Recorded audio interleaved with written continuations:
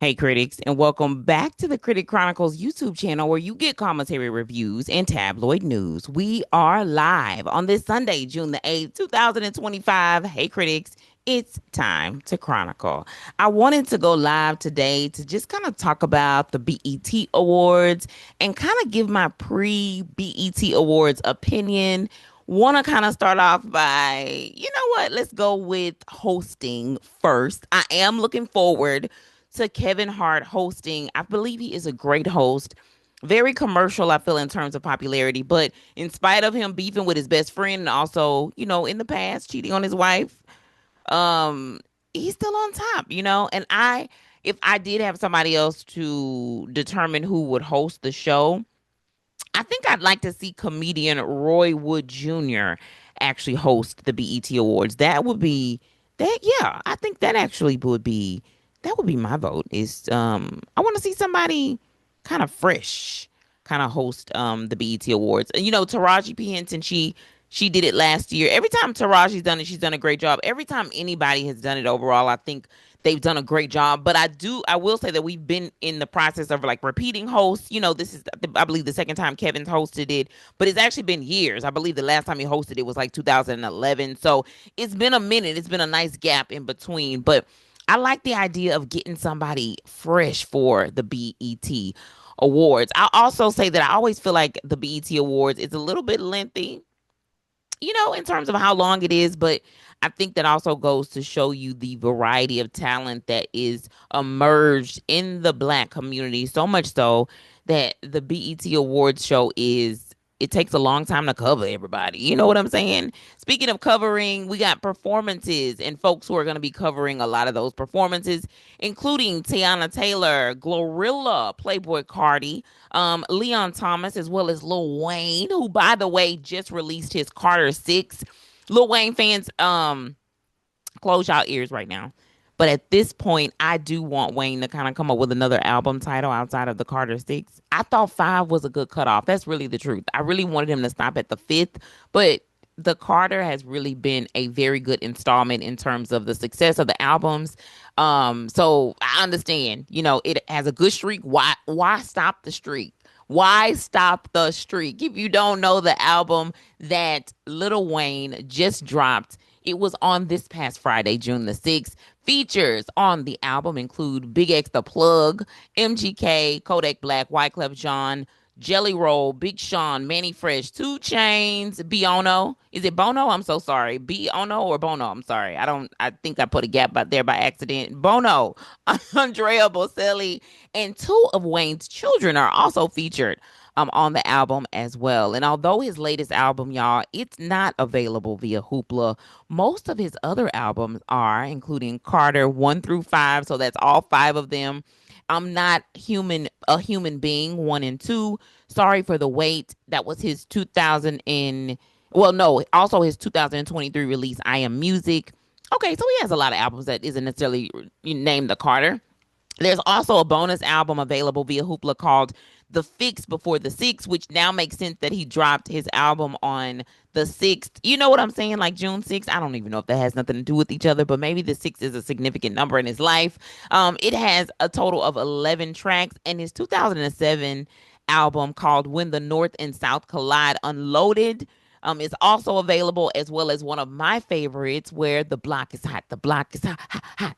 So yeah, his album called The Block is Hot is also available. And if you're wondering what Hoopla is, just as a reminder, most magazines, albums, and or books mentioned today is sourced through Hoopla, a free streaming platform made possible through our local library. Here at the Critic Chronicles, our goal is to provide quality but juicy content from websites, digital magazines, and tabloids, most of which are sourced through our public library. Research from the National Library of Medicine show that there are an estimated 17,000 public libraries nationwide, totaling 4 million visits each day. Public libraries are civic organizations that are committed to providing invaluable resources beyond books that are free and open to the public. Get your library card to access thousands of resources today. Now, You already know that this year BET is going to be celebrating the 25th anniversary of the launch of its music video countdown show as well, 106 in Park, with a special tribute. I did a show a few weeks ago, which I've linked below, talking about the hosts coming back to reunite at this award show. They also did an interview on The Breakfast Club where everybody was there but free. Free where you be at, girl? Why you be MIA? You know what? Then again, now that I'm thinking about it, if you're expected to reunite at the BET Awards, if you would have shown up to the Breakfast Club interview, that would have been all of y'all sort of reuniting, right? Well, I think Bow Wow wasn't there either, but it would have been free AJ, right? It would have just kind of been I should have wrote down who all went to the Breakfast Club interview. I didn't listen to that interview fully, so I didn't want to come with too much, but I know that when it comes to Free, she was not able to make that Breakfast Club interview, but I'm looking forward to seeing her at the BET Awards. And the reports are that 106 in Park is truly set to reboot specifically in September. I'm wondering if there's going to be some kind of an announcement at the BET Awards about this. And speaking of awards, honey, the nominees are in, and Kendrick Lamar, he has a total of 10 nominations. Doechii, Drake, and Future each have six. Do y'all think that Drake and Kendrick would be in the same room? Y'all think they both gonna come to the BET Awards this year? Could they be trusted in the same room? Can they be trusted in the same room? Do y'all think the beef is really between the two of them, or it's really like industry beef, but the two of them is like, nah, dog, I ain't got no problem with you. It's the industry stuff. Or y'all think it's personal? Don't take it personal. I did not see a tour date for Kendrick on June the 9th. So it's possible, right? It's possible. Metro Boomin earned 5, and SZA, along with The Weeknd, also tied with each other as well for 4, I believe, nominations.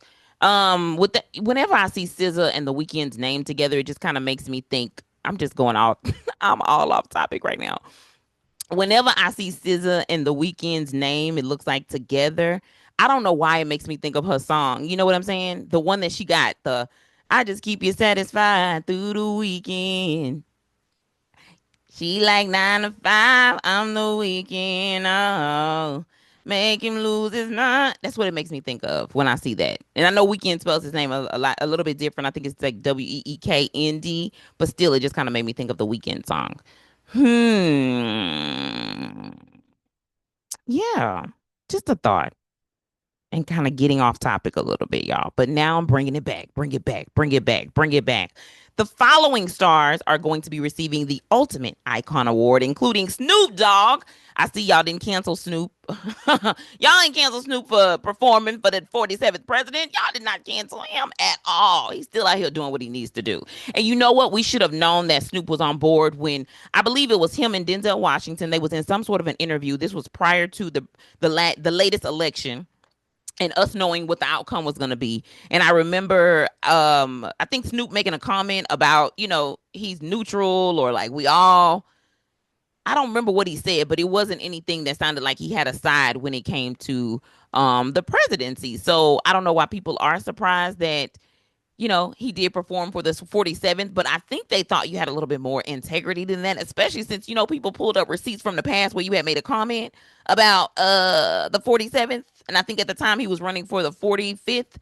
I don't know, but all I know is they pulled it up, Snoop, so they got the receipts. They got the receipts, but nevertheless, Snoop Dogg is not canceled. And he's also going to be receiving the Ultimate Icon Award along with Jamie Foxx, one of my favorites, Kirk Franklin, as well as Mariah Carey, the diva. Let's talk about a diva of the diva. She just released a brand new song called Type Dangerous, and a host of presenters will also be there, including Tyler Perry. Congratulations on the success of your latest thriller called Straw, featuring and starring, Taraji P. Henson. I am going to say this.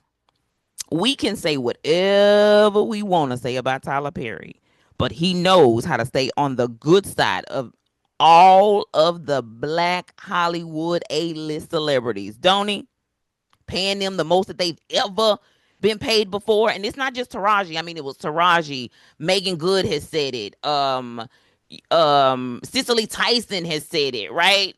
It's Kerry Washington has said it. It's so many. I know I'm not naming the so many, but that's at least four that I've actually named, but I didn't write them down. But so many black women have just kind of come to the forefront, just praising Tyler Perry on the fact that he sees their worth. He pays them more than their worth, right? I think somebody said that he doubled their asking, right? I think he may have said this is the offer. She may have countered and then he doubled whatever it was. Okay. I could be wrong on the like exact, don't do semantics on me right now. Okay. Y'all. But the point is that Tyler Perry truly is out here paying black women their worth on set. Um, in general, I also want to talk about the fact that yes, Tyler Perry is going to be presenting at the BET Awards, but he ain't the only one. There's several others as well, including Mariah the Scientist, who her and her man. If I quit getting off topic, I can I can keep my mind right. But you know, Mariah the Scientist and her man Young Thug, they did a viral couples quiz with GQ, and I believe they already got a couple of million of folks that didn't seen it already. So okay, Mariah, we see you claiming Young Thug on a public level like no other. Okay. It was actually kind of cute, though. I have to say that. Quinta Bronson, she just received the key to her city. She'll also be one of the presenters, as well as Kiki Palmer, Kai Cenat, and so many more. The main thing that I'm looking forward to this year, which I've made it no secret, I'm looking forward to specifically the 106 in Park tribute and how they put together the 25th anniversary show. AJ and Free, the original hosts, are also set to board the Tom Joyner Foundation Fantastic Voyage. It's supposed to be this year, October the 16th through the 26th, 2025. So they're also going to be following that up, which is interesting because you got the BET Awards right now. You also have the relaunch, or it's supposed to be like it's supposed to be the relaunch of 106 in Park that's supposed to happen around September. And then you have AJ and Free, the original hosts of 106 in Park. They're going to be actually going on the Tom Joyner Foundation Fantastic Voyage tour, which is basically a cruise, right?